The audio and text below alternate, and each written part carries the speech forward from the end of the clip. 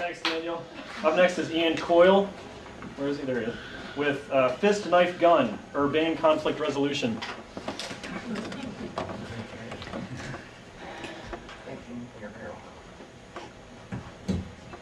All right, mine's going to be a little bit sad.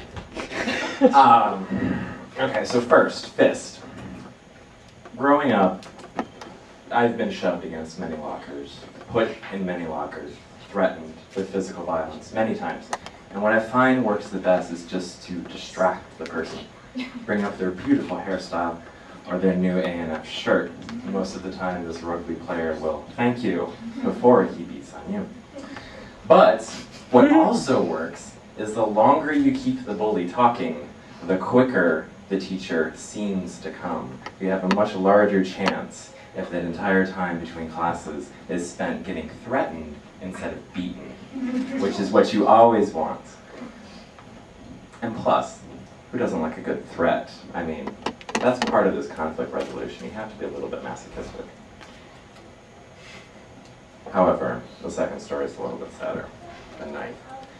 So I had this dream once, and it was me, and I was in my parents' house, and we had these low cabinets, and I was making lasagna with little Kim. And she was, we were having a good time, talking about chitlins and stuff like that. And she got a little angry with me. She felt like I was stereotyping her, putting her in her place. So she picked up a 6-inch blade and came after me. And well, of course, the first thing I did was sit down. Because first of all, you need to get on little Kim's level. She's only about this tall. So I figured, the angle of the blade coming at me like this would do less damage if I was, a little bit out of her arc instead of coming at me right at heart level. And then we just talked for a little while, made some pop culture references, and I got out of it. I didn't get stabbed in the dream. However, that doesn't work all the time. I had another dream just last week where my mom came after me with a knife, and she did a little bit better job. And at the end of the dream, I ended up holding my head in my hands. And I had to reattach it at the end, and it worked out. I could still see through my eyes, but I felt just the slack, and I was like, well, why didn't I resolve this? How did I fail in talking to my mother? The one person who would, really understand this conflict, but I guess it doesn't matter in the end. Some people are just really, really violent, and well, it's a good thing I didn't go home for Thanksgiving.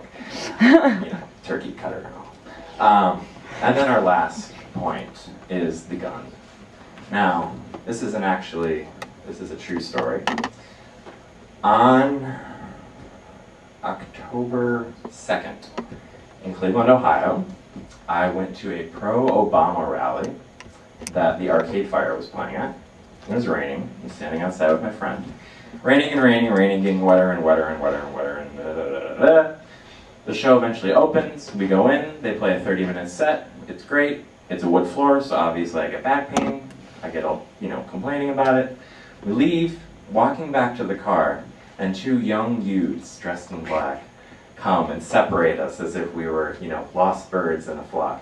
And he was lucky enough to get the fat one. I got the skinny, aggressive one. And so we're talking, and he's like, give me all your money, give me all your stuff. And I was just like, I don't have anything on me. I just came from the show. All I've got is my ID, and my cell phone, and my car keys. And he was just like, and he started swearing at me, being 16. And he didn't know what he was doing. I could mug myself better than he was mugging me. It was crazy. He was just like, put your hands on the car. And I'm looking around, and all there are trees. And I'm like, what car? So then, obviously, he whips out the gun and puts it in my face. So I'm just like, still just got my keys and my wallet. And my phone doesn't make a difference.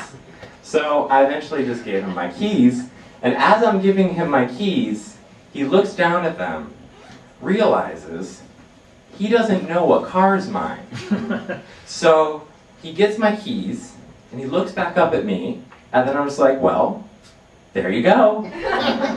You don't know which one's mine.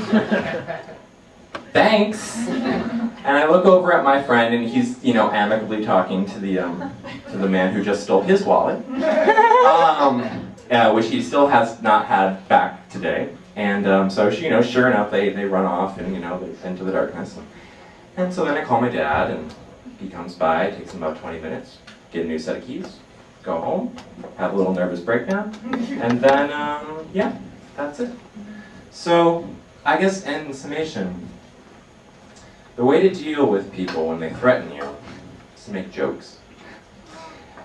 Wear black, you know, just in case you meet your bitter end, you might want to look good. And I don't know, what would be the last important thing to do? Oh yeah, don't wear your headphones. That really does not help when you're walking down the street and you look like a target. Just don't wear the headphones. Just start talking to people. Maintain eye contact. Don't be alone in the world. Thank you.